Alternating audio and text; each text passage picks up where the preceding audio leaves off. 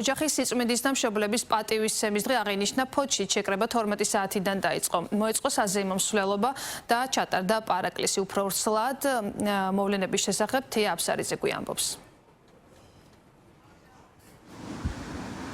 ოჯახის სიწმინდის დღე აღნიშნეს ფოთშიც 12 საათიდან ანდრია პირველწოდებულის სახელობის ეკლესიასთან შეიკრიბნენ სასულიერო პირები, მრევლი, რიგითი მოქალაქეები. მოგვიანებით მათ მსვლელობა გამართეს აღმაშენებლის ქუჩაზე.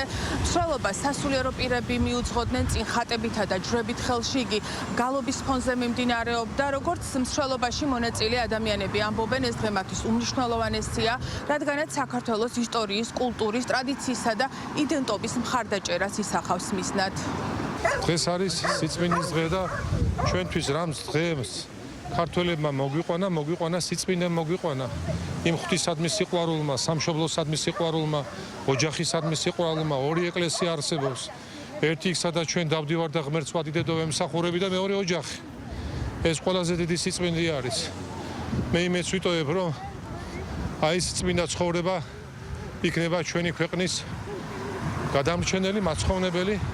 სადაც სიწმინდეა იქ ღმერთი არის და სადაც ღმერთი არის იქ სიყვარული არის, რაც გვაერთიანებს თითოეულ ჩვენთაგანს. დღეს არის ოჯახის სიწმინდის დღე, რა თქმა უნდა, ეს ყველას მოეხსენება. ვუჭერთ მხარს მთელი ქალაქი, რა თქმა უნდა, საქართველოს მასშტაბით. გვინდა რომ იყოს სიმშვიდე, ოჯახური მყუდროება, კეთილდღეობა, ყველაფერი კარგი მინდა გისურვოთ ყველას. ოჯახის სიწმინდის დღესადმი მიძღვნილი მსვლელობა ანდრია პირველწოდებულის სახელობის ეკლესიასთან დაიწყო და საკათედრო ტაძართან დასრულდა, სადაც მოგვიანებით პარაკლისიც აღევლინა. მე შეგახსენებთ დღევანდელი დღე საქართველოს პატრიარქის კურთხევითა და ინიციატივით ზუსტად 11 წლის წინ დაარსდა. ეს იყო თეა აბსარიძე.